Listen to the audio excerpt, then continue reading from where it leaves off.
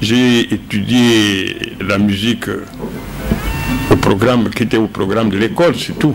Mais je sais un peu solfier, mais surtout le plus important, c'est que j'ai été pendant 4 ans président de la commission culturelle de la JMNR et j'étais président de l'UNEAC, l'Union nationale des écrivains, artistes et artisans congolais. Et à ce titre-là, j'ai organisé la première semaine culturelle du Congo en 1967. Donc, j'ai le goût de ces choses-là, mais même si moi-même, je ne suis pas un musicien. Moi aussi, je peux porter témoignage de la même manière que Franco a porté témoignage sur la vie congolaise. Moi, je peux porter témoignage sur Franco. Oui, c'est vrai que nous n'allons pas parler de la vie privée de Luambo. Et nous allons lui rendre hommage à partir de la chanson. Alors, il a laissé une œuvre gigantesque. Est-ce que vous pouvez risquer de nous dire, vous pouvez prendre ce risque de nous dire à peu près combien de chansons il a composées avant de revenir à... Franco a composé au-delà du millier de chansons. Depuis qu'il était chez Loningisa, après il est passé à Loke Jazz, on doit compter à peu près 1000 chansons qui portent la marque Franco. Mais comme on venait de dire, Franco a beaucoup critiqué les gigolos, il a critiqué les mamans qui ne veulent pas vieillir, mais il a aussi chanté et il a aussi félicité. Il savait ménager quand même. Oui, il savait ménager, il savait rendre hommage à tout. Vous savez, le vin, c'est comme le fromage. Plus il est vieux, meilleur il est. C'est un peu comme les femmes, hein, elles se bonifient avec l'âge. Vous vous souvenez que les Baba avaient chanté, Zikondo, où il disait Talatala et Kosio, Kitoko Yabomon appelle Silaka. Avant la radio, c'était ça. Maintenant, il y a Forum. Forum FM 105.8. Oh, Maurice, c'est génial. C'est Jimmy.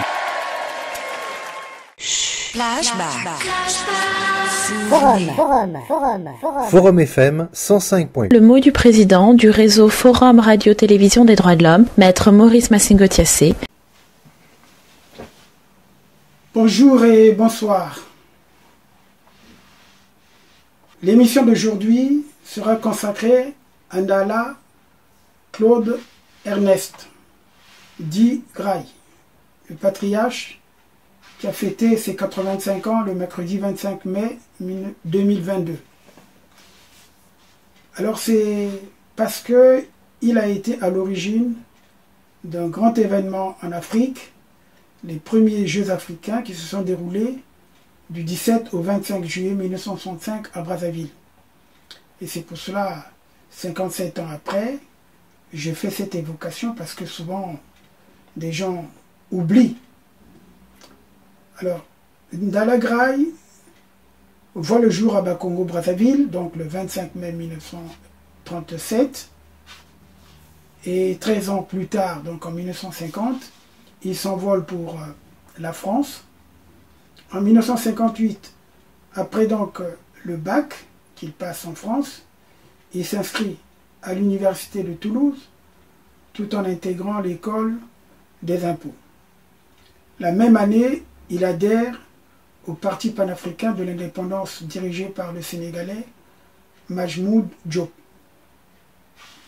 Après donc une licence en mathématiques, il quitte la France pour Moscou, où il séjourne de fin décembre 1960 à juillet 1963. Donc il sera le premier Congolais à faire des études universitaires à Moscou.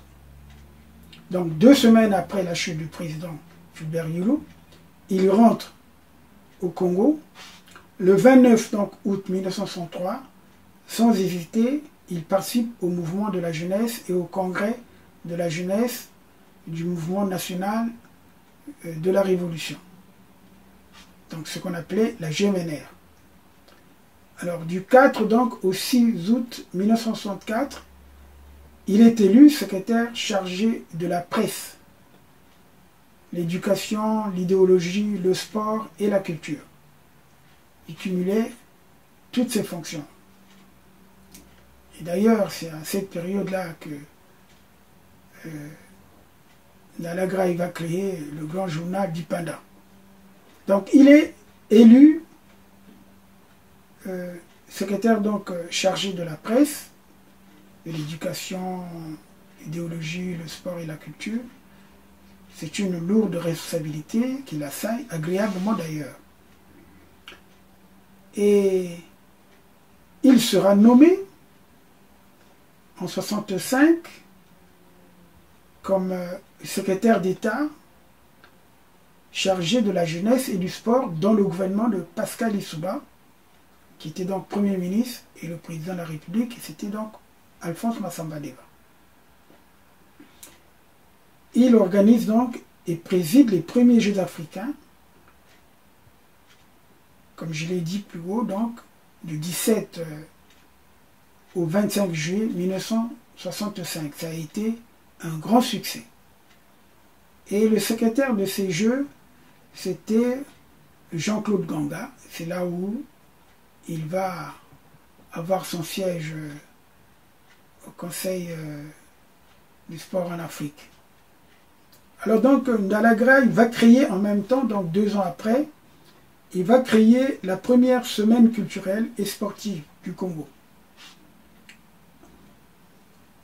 Et cet événement, au cours duquel on va découvrir de nombreux talents. Il y a eu ceux que vous connaissez, et après qui sont devenus pratiquement des vedettes. Et il y a eu également une certaine émulation par rapport à la musique congolaise. Et c'est à cette période-là qu'on va parler de soukous. D'abord, c'était la danse du boucher. Et après, c'est passé de soukous. Je pense que mon aîné, Ossinondé Clément, il va peut-être mieux faire en relatant cette période. En tout cas, Ndalagra, c'est aussi la passion de la musique. La vraie rumba, la salsa, etc. Il parle aussi bien des Sous Serge, de Pamelo Monka, de Célestin Kouka, des Do, que de Luambo Matiadi, que de Taboulé, Rochereau, c'est-à-dire que les génies de la musique congolaise. Vous allez donc le découvrir dans l'une de ces nombreuses émissions forum avec Arsène Diomède Malonga, un des journalistes de la chaîne des droits de l'homme. Vous allez le découvrir tout à l'heure. Donc 4 ans plus tard, il devient ambassadeur plénipotentiaire du Congo en Chine, en République démocratique du Congo et en République démocratique du Vietnam. Entre-temps donc, le MNR est dissous, donc Massamba Deba perd sa place, et d'ailleurs, il a été l'un des intrigants qui ont favorisé la création du PCT avec Ambroise Noumazalaï. J'en avais parlé déjà au cours d'une émission pour évoquer la chute de Massamba Deba. Donc, de retour au pays, il est élu premier secrétaire donc, du comité central du PCT, parti dont il est cofondateur, fonction donc qu'il occupe jusqu'en décembre 1971, puis il va faire de nombreuses prisons, comme la maison d'arrêt devient pratiquement sa maison. Et ses camarades l'accusant de participer aux différents coups d'État qui émaillent l'histoire donc du Congo, comme vous le savez. D'abord, il va y séjourner la première fois d'ailleurs, de février 1972 à août 1976. Ensuite, de mars 1977 à août 1979 et enfin de 1983 à 1990. Des condamnations souvent assorties d'une peine de mort. Pour ce qui est des événements de 72, je pense que pour ceux qui sont fidèles à notre chaîne, ils ont dû suivre, comme on Dalagaï, le procès verbal de son interrogatoire, qui est très explicite, vous comprendrez le personnage. En tout cas, durant ces 13 ans sans liberté, où il y a eu souvent des condamnations assorties d'une peine de mort, il ne s'avoue pas vaincu, et pour cause. Il a fait sienne cette phrase d'Ernest Hemingway: un homme, ça peut être détruit, mais pas vaincu. Chaque jour passe, chaque jour qui passe est une occasion d'agrandir l'âme. Il avale donc des tonnes de livres, il écrit souvent, il ne se reposait jamais, il lisait et écrivait dans ses différentes cellules. Alors donc en octobre 1997, après la guerre meurtrière du 5 juin, Dalagaï va rentrer au gouvernement comme ministre des Sports, mais il n'y reste pas longtemps, préférant donc céder la place aux plus jeunes. Les uns vont lui reprocher de n'avoir pas bâti d'œuvre durable durant son passage aux affaires. Les autres, son obsession de la gastronomie et de l'ordre sécuritaire. Donc, banal procès en fait de Dalagaï, parce qu'il ne reste plus que le jugement moral porté sur ses obsessions. Or, de par sa dimension, il ne peut être jugé par le moyen de la psychologie, car la psychologie est le meilleur moyen de ne rien comprendre à l'histoire, comme disait donc Hegel. Dalagaï et autres, moi je le connais, je le fréquente, il a toujours pressenti la direction des événements. D'ailleurs, en 1992, il avait prévenu les Congolais, comme je l'ai fait moi-même, quand j'ai dit que l'Issouba était un danger pour la démocratie. Mais lui également aussi, Dalagaï, à l'époque, avait dit: j'ai vu l'homme, l'Issouba, il n'a pas changé. Ce qu'il avait dit. Aujourd'hui, chacun sait que ce que Pascal Lissouba a fait à Brazzaville, une ville furieuse, instinctive, entre 1992 et 1997. Il aurait mieux fait, il aurait mieux bâti le Congo, il aurait mieux se consacrer justement à cette démocratie naissante, au lieu de s'appuyer sur des éléments qui étaient pratiquement des revanchards ou des tribalistes ou des gens qui voulaient s'accaparer du pouvoir, comme on appelait la bande des quatre. Et d'ailleurs, il y a un qui s'était confessé, c'est Christophe Mukwege, qui avait dit qu'il n'avait pas compris, on lui avait fait signer des accords de nuit, vers 2 heures du matin. Je crois que ça, c'est une histoire que Maître Moudjidé nous avait racontée, mais en fait, le témoin aussi de ce que je dis, c'est Fernand Dala, qui avait assisté à l'entretien de Christophe Mukwege avec Maître Moudjidé Nomassengo. Maître Moudjidé Nomassengo était accompagné donc de Fernand Dala et puis Théodore Malonga, alors que Christophe Mukwege était accompagné de son fils. Ici en France, dans la région parisienne, ils se sont retrouvés, Moudjidé Nomassengo et puis Christophe Mukwege, pour faire état de cette histoire. Parce que c'est là où justement on avait faussé les choses. Ces accords étaient des accords contre nature entre le PCT et également l'UPADES qui voulait le changement. Pascal Lissouba aurait pu s'appuyer sur des jeunes comme justement les Kimpo, il y avait Marc Mapingou, il y avait Magloire Ndoba, et bien d'autres qui étaient des jeunes qui pouvaient effectivement faire l'affaire au lieu de s'appuyer sur ceux qui étaient les transfuges du PCD. Alors, c'est une parenthèse donc, que je tenais à ouvrir et à refermer pour dire tout simplement pour Dalagaï, je dis s'il n'a peut-être pas réussi dans la vie, mais il était l'ennemi de la violence, quelle qu'elle soit. Mais il ne fait aucun doute qu'il a réussi sa vie. Parce que on peut peut-être lui reprocher que par rapport à ce qui s'est passé en 65, les tueries, même s'il était en dehors de ça, mais il savait ce qui s'était passé. Puis c'est après, justement, qu'il prendra la direction de la jeunesse. Donc, en harmonie avec lui-même, Ndalagraye, à lui tout seul, est un temple d'amour et de sagesse qu'on pénètre avec plaisir lorsque vous le rencontrez et dégage une telle force de cohésion autour de lui et qu'il est grandiose.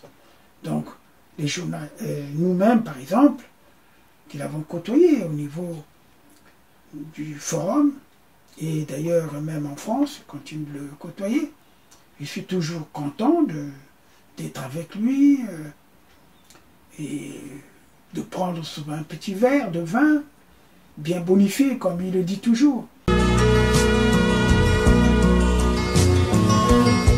Forum FM 105.8, la radio des droits de l'homme, Flash Info.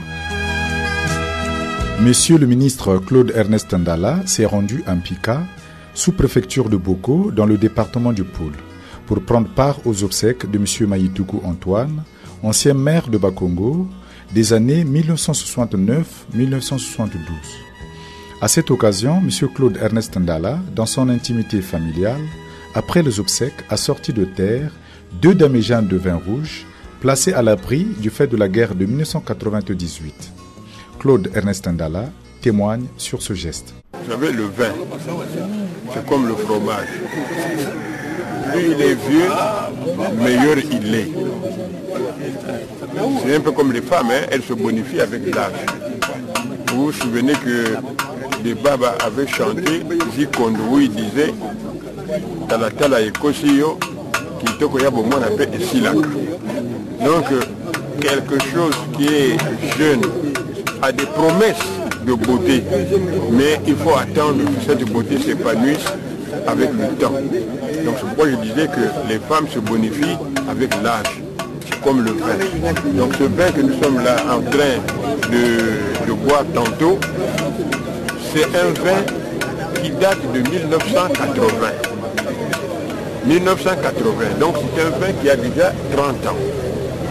Et simplement que pendant la guerre, ce vin a été enterré pour éviter que les ninjas ne puissent le prendre et partir avec.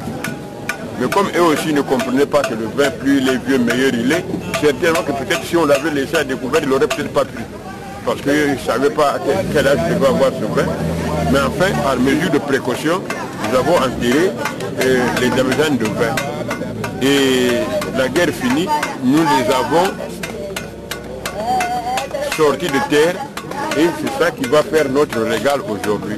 C'est un vin qui est vieux de 30 ans. Voilà ce que je peux dire sur ce vin-là. Le vin a été conservé tel qu'à l'origine. Hein. Ce vin n'a pas été modifié. Il a été, vous voyez, la preuve, on est en train de casser le bouchon. C'est du Nabao. Et le Nabao se présentait toujours avec cette craie-là comme bouchon. En dehors du bouchon en liège qui est dedans. Donc le vin a été conservé égal à l'original. Donc on n'a rien faussé, bien au contraire. Et nous allons maintenant déguster un vin qui est vieux de plus de 30 ans. Parce que quand nous l'avons acquis, c'était en 1980, mais certainement qu'il devait venir du Portugal un peu plus tôt. Et donc c'était un vin qui doit avoir dans les 32, 35 ans. Mais le vin, plus il est vieux, meilleur il est. Parce que là, quand le vin est vieux, il exhale mieux son parfum. Parce que le vin que nous buvons, on le fait toujours vieillir. Même quand vous buvez du vin qu'on vous dit qu'il date d'aujourd'hui, mais c'est un vin qui a été vieilli il y a 2 ou 3 ans. Mais celui-là, non seulement il a été vieilli là-bas à l'origine, mais ici nous l'avons fait vieillir et le parfum est... Rien que quand vous sentez, sans même boire, quand vous sentez, vous avez déjà la bouche qui est mouillée parce que vous reconnaissez un goût qui nous est familier du fait que dans le temps, on ne buvait pas beaucoup de sobenko, mais on buvait beaucoup plus de Navajo que de sobenko. Sourire aux lèvres, le patriarche Ndalagraye est une bibliothèque, un musée, et donc une source de force et d'idées, une puissance inouïe de l'analyse et du commentaire politique. C'est un politologue, un historien et un philosophe.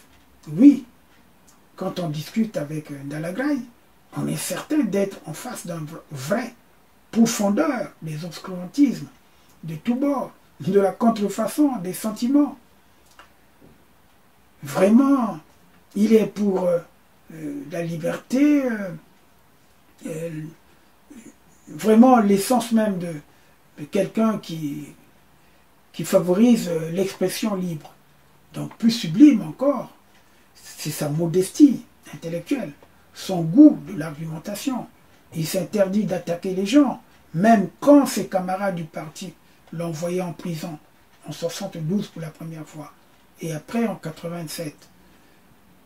Sous les prétextes fallacieux, Ndalagraye n'a jamais ruminé aucune invective à leur encontre. Sa définition, c'est toujours la culture comme on dit. Mais il faut comprendre que sa définition de culture lui interdit. Donc, lui interdit la violence ou l'invective à l'encontre de ses camarades. Et lorsqu'il arrive à dire quelque chose de vrai, mais les autres prennent ça pour étant, oui, voilà, il n'est pas fidèle à la ligne, mais oui, mais parce que justement, à l'époque, et qui ont évolué dans ce moule où il y avait la critique et l'autocritique. Aujourd'hui, au Parti congolais du travail, il n'y a plus de critique, il n'y a plus d'autocritique. Sinon, on n'allait pas voir ce dérapage. Il est l'opposé de l'homme politique actuel congolais. Si ce dernier patauge dans l'infantilisme d'esprit, mais Ndalagraye, lui, est clair par le verbe. Se cultiver une priorité. Demander à un député ou à un ministre aujourd'hui le nombre de livres qu'il a lus ou en un an. Vous verrez qu'il se précipitera lentement, peut-être dans sa 4x4, pour écouter aussi des musiques peu instructives, des Fally Ipupa, des Ferregola ou des Koffi Olomide, tous ces turéféraires endurcis moyennant des millions de francs CFA des voleurs. Parce que ce sont ces turéféraires-là, les Fally Ipupa, Ferregola, Koffi Olomide, qui citent les hommes politiques congolais dans leurs chansons. Mais Ndalagraye, lui, vous donnera un nombre, par exemple, à 2, 3 chiffres. C'est-à-dire que Ndalagraye dispose l'une des meilleures bibliothèques personnelles de Brazzaville, insatiable. Il avale des tonnes de livres sur la religion, la politique, la philosophie, l'histoire. C'est vrai qu'il a trouvé aussi chez moi une grande bibliothèque. Parce que tous les deux, on se ressemble. On aime l'instruction, on aime se cultiver sur tous les plans. Donc ce qui différencie Ndalagraye et d'autres hommes politiques congolais, c'est que c'est un pur citadin, né à Bakongo-Brazzaville comme moi. Lui, il est né vers Dahomey, pratiquement à 100 ou 200 mètres de là où je suis né, au 40 rue Chaptal, à Bakongo-Brazzaville. Donc, or, je peux dire même aujourd'hui, 9 hommes politiques sur 10 sont nés au village. Et dès qu'ils arrivent à Brazzaville, ben, ils sont complexés. Donc, qu'est-ce qu'ils vont faire vite? C'est se faire connaître, même au prix de la médiocrité, même au prix de la violence. Cette mentalité-là perdure de nos jours. Et ça, il faut le dire, parce que s'il y a cette méchanceté, c'est parce qu'il y a parfois le complexe. Tandis que l'homme politique congolais demeure obtus, dans la voracité pécuniaire, au point de piller le trésor public. Mais Ndalagraye, lui, se contente de ce qu'il gagne. Quand il y avait le délestage qui frappait tout le quartier, comme moi, mais aussi j'ai souffert, comme mes voisins, je n'allumais peut-être pas des lucioles comme lui ou des bougies pour admirer un romancier ou un philosophe. Mais moi, je mettais un groupe électrogène parce qu'il y avait effectivement la radio-télévision qu'il fallait allumer.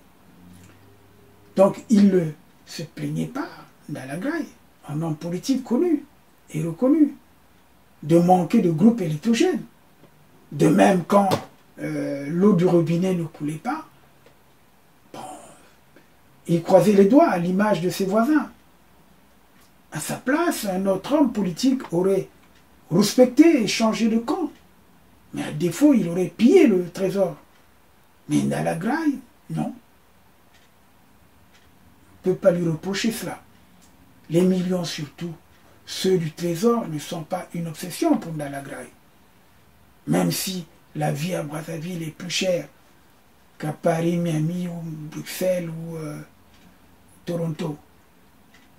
Mais je vous dis tout simplement que je voulais lui rendre hommage parce que nous allons le suivre. Après cette longue introduction, certaines prestations à la radio-télévision des droits de l'homme, vous allez le suivre avec Audran Diomède qui va l'interroger.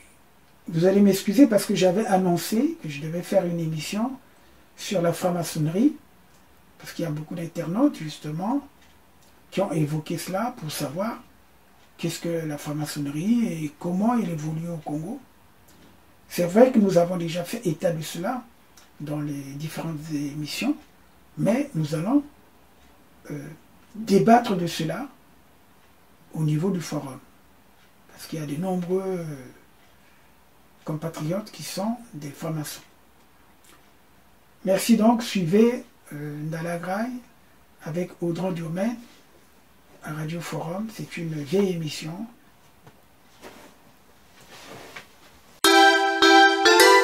Forum FM, Radio Forum FM 105.8. Soyez les bienvenus à la Radio Forum FM. Nous vous remercions, nos auditrices et auditeurs. Radio des droits de l'homme au service des auditeurs. Radio Forum FM, accueil très hospitalier. Maxime Chassé vous aime bien. Droits de l'homme, c'est votre radio. Soyez à l'écoute aux émissions de droits de l'homme. Forum FM 105.8, la radio des droits de l'homme, présente l'artiste et son œuvre. Avant la radio, c'était ça. Maintenant, il y a Forum. Vous avez demandé la musique, ne quittez pas. Forum FM, enfin la radio. Forum 105.8, la radio des droits de l'homme, Forum FM.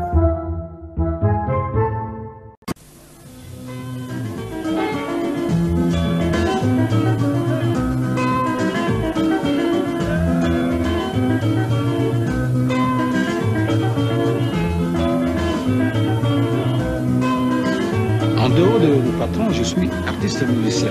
J'ai grandi, j'ai 48 ans maintenant. Je me suis imposé en tant que l'homme.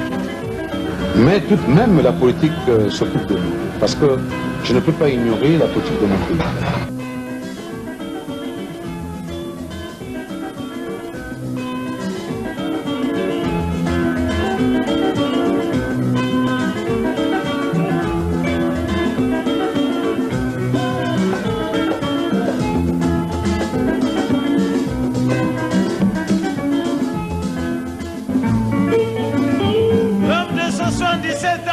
motema mama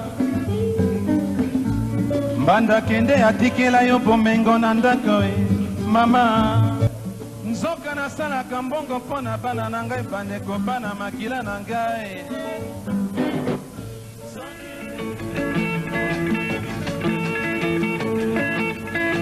motema na ngai epai ya mama oyo ayebi motindo motema na ngai epai ya mama oyo ayebi motindo mabe nyonso tuwe na wenanga baninga na pesi binomba ae ae ae goma awa motema mokoki te bozongisanga mwasi na mbola lokolo ngai naleka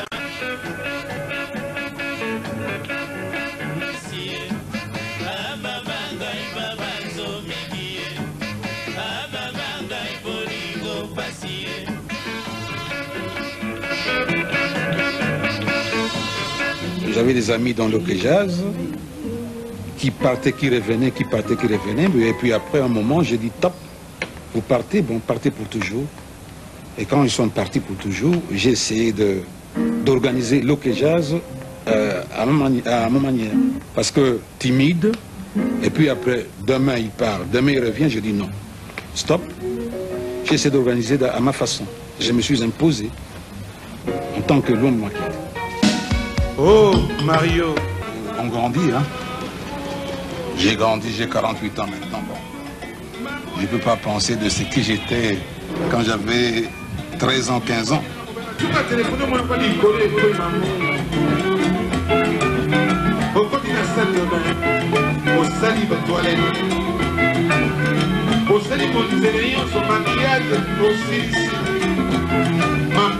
oyebi ke biso na zai tolataka pantalon te yo na potaka kolata pantalon. Mais pourquoi ça, maman? Maman, yo mwasi ya vraiment est-ce que makambo ça que ça normal? Maman bimi akamati kise bambongi wakili kwa mwa atani mwana mokera kakatro akumuli kise na mwa nasali batongoloko ngai bandekoi elamba soki nalana babokoma na ndenge ya mabe papa na kiku yamba ngai koyamba papa yamba ngai koyamba papa. Oui, c'est vrai que nous n'allons pas parler de la vie privée de Luambo. Et nous allons lui rendre hommage à partir de la chanson. Alors, il a laissé une œuvre gigantesque. Est-ce que vous pouvez risquer de nous dire, vous pouvez prendre ce risque de nous dire à peu près combien de chansons il a composées avant de revenir à... Franco a composé au-delà du millier de chansons. Depuis qu'il était chez Loningisa, après il est passé à Loke Jazz, on doit compter à peu près 1000 chansons qui portent la marque Franco. Mais comme on venait de dire, Franco a beaucoup critiqué les gigolos, il a critiqué les mamans qui ne veulent pas vieillir, mais il a aussi chanté et il a aussi félicité. Il savait ménager quand même. Oui, il savait ménager, il savait rendre hommage à tout. Et il a chanté les femmes qui méritent notre respect. Et c'est dans quelle chanson ça? Bien en garde respect. Monsieur Claude Ernest Ndala, pour une chanson de Franco dans laquelle il réhabilite la femme. Alors, vous qui avez connu un peu ce moment-là, et après Bien en garde respect, Luambo fait quoi encore? Bon, mais je crois que je dois dire que si les historiens de l'Antiquité voyageaient beaucoup pour s'informer de visu, Luambo Makiadi, alias Franco, lui aussi a beaucoup voyagé, mais il a voyagé dans le monde intérieur des femmes et des hommes du Congo. Il a parlé de l'amour, mais sans vulgarité. Il a aussi rappelé aux femmes qui se croient sorties de la cuisse de Jupiter, il les a rappelées à plus d'humilité. Et parce que souvent on dit que la plus belle femme ne peut offrir que ce qu'elle a. Mais ce qu'elle a, d'autres aussi l'ont. Ah bon? Donc Franco a dit, que Dendelangabi, Dendelate, Balekiope, Bazali. Mais Franco aussi a dit, gare à toi Marie, parce que si jamais tu n'obéis pas à ce que je dis, si tu n'obéis pas à l'éthique, je te foutrai dehors. Monsieur Claude Ernest Ndala, l'Okejaz était une grande entreprise avec des grands noms des deux rives du fleuve Congo. Oui, c'est vrai. Parce qu'il y avait le Bello de la Lune, il y a Essou qui est passé, Pandi, Dupoul, Edo, Nganga et Kouka Célestin qui sont passés dans Okejaz. Je peux donc dire que Okejaz était un orchestre de deux rives du fleuve Congo. Mais me référant justement à la définition que les Grecs donnaient de l'historien, c'est-à-dire celui qui voyait et qui portait témoignage, moi aussi je peux porter témoignage de la même manière que Franco a porté témoignage sur la vie congolaise.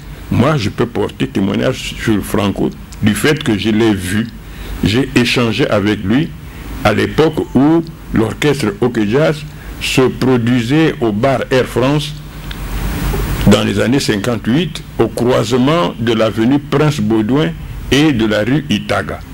Et actuellement, Prince Baudouin, c'est... Actuellement, je crois que c'est Kasavubu. Et ce qui fait Franco, c'est que non seulement lui-même est un grand musicien, et c'est dans Okejaz qu'il est arrivé au sommet de son expression musicale, c'est au sommet de son talent, non seulement d'artiste, musicien, chanteur, mais aussi dans son talent de faire éclore d'autres talents. Franco n'a étouffé personne. Bien au contraire, il a aidé tous les musiciens qui sont passés chez lui, tous les chanteurs, il les a aidés à s'exprimer, à atteindre le sommet de leur expression.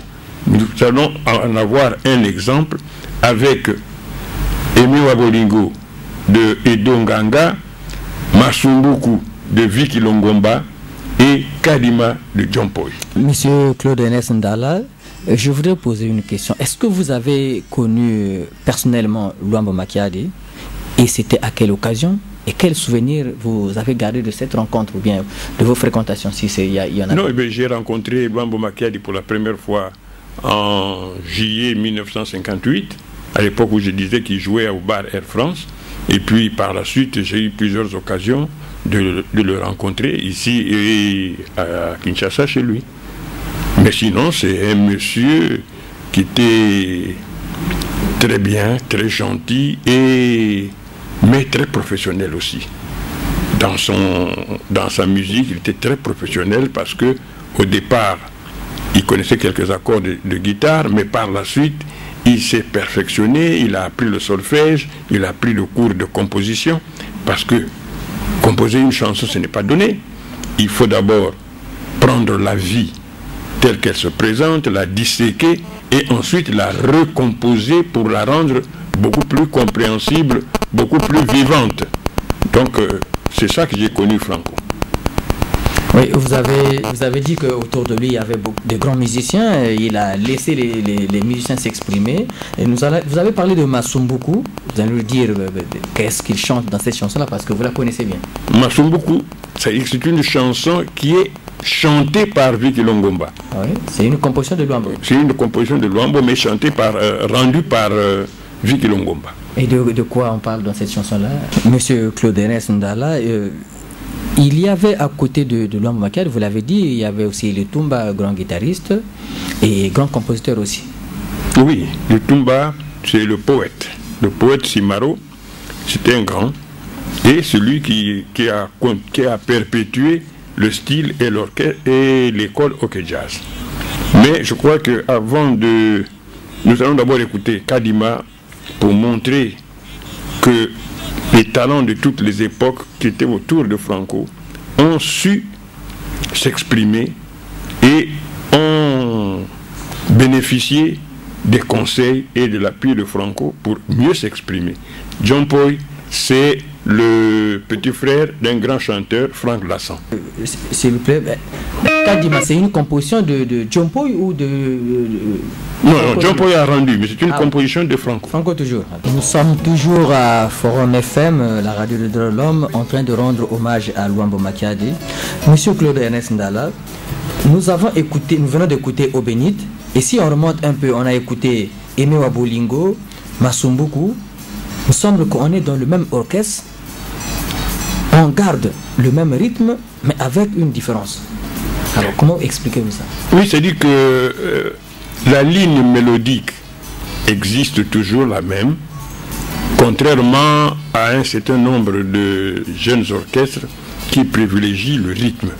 Mais Obénit, c'est une composition de Lutumba Simaro, Masumbuku, Franco, exécuté par Rock Jazz. Donc on voit la continuité, la ligne mélodique existe toujours et c'est elle qui est privilégiée. Mais on a fait des progrès dans la composition et dans l'utilisation des instruments.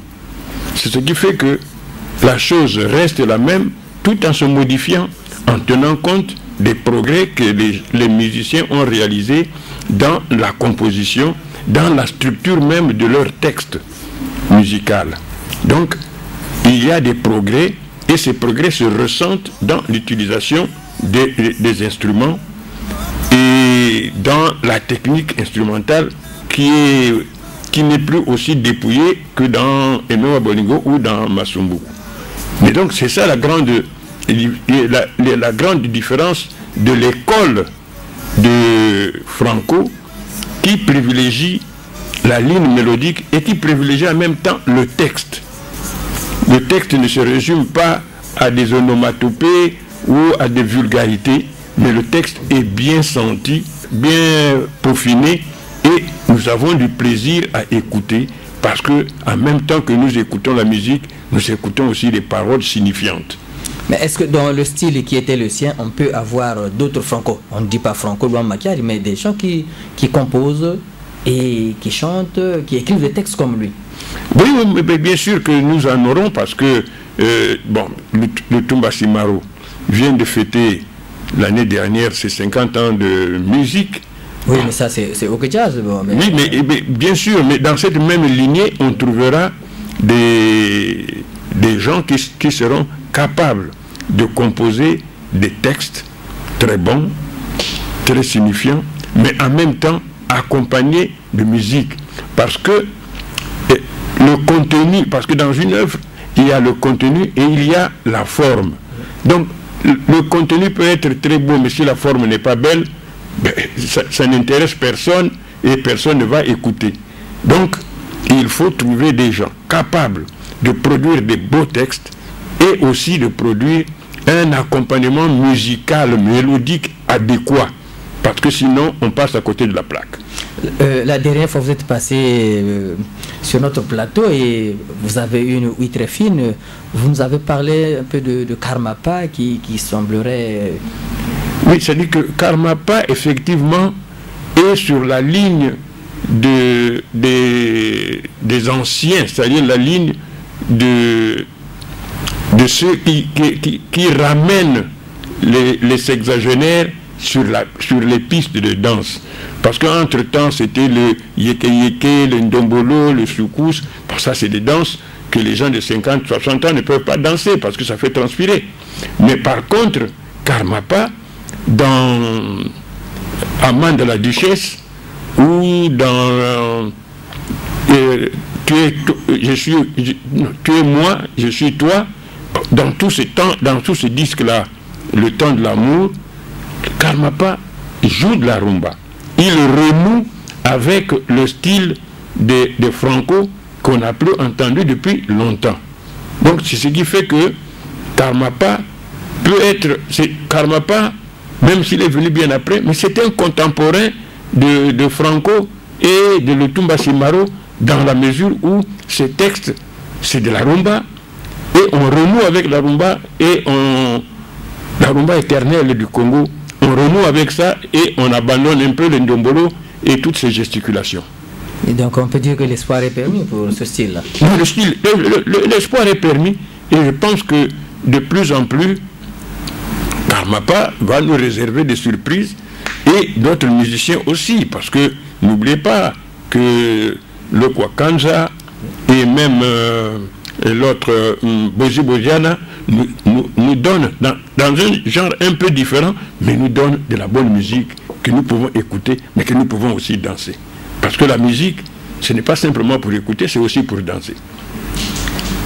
Mais je crois que nous allons peut-être terminer cette évocation de Luambo Makiadi, qui donc nous a quittés le 12 octobre 1989, mais il nous a laissé quelqu'un qui continue, qui perpétue sa tradition, mais qui avait déjà, au temps du vivant du grand maître, qui avait déjà composé quelque chose, Mabélé.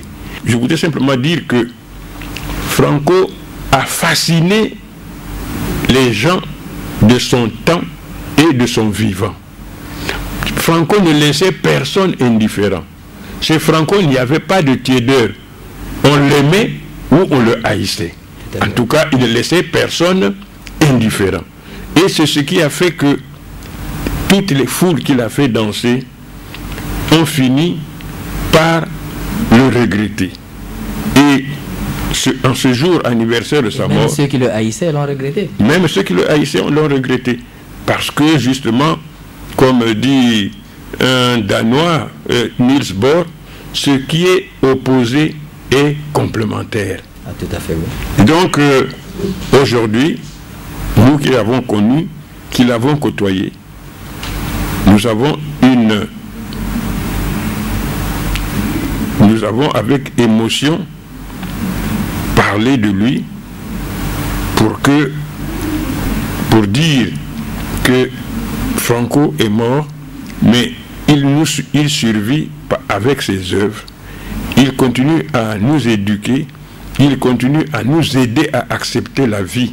Parce que certains disent que la vie ne vaut rien, mais il faut toujours ajouter que rien ne vaut la vie.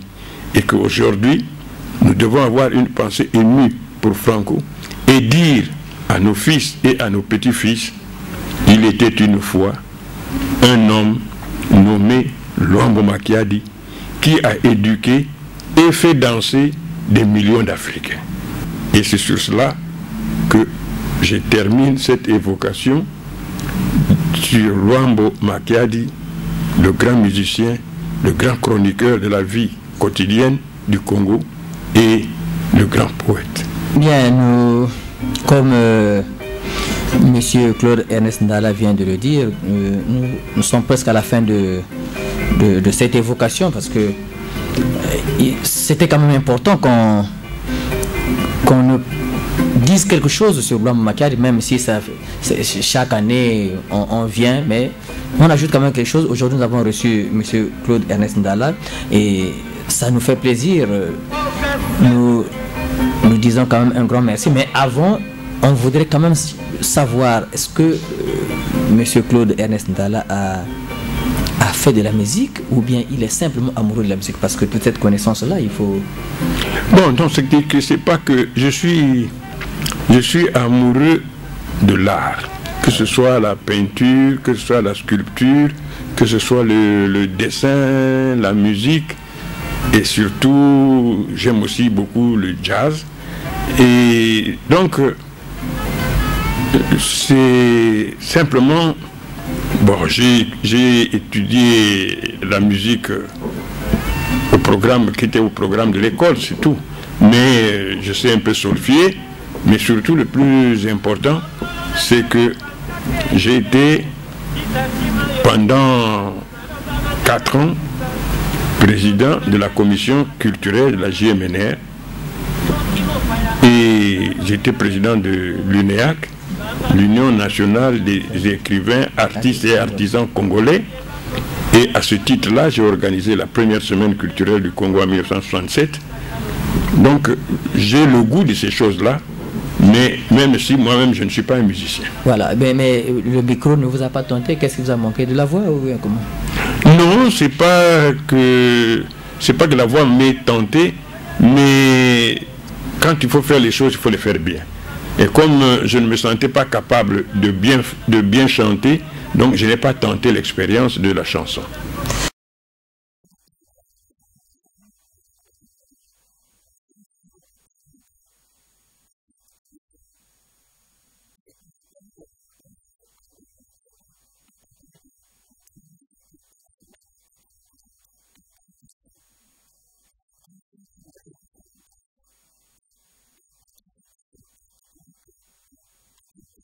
Ruth Mousse et Chris Bembe fils.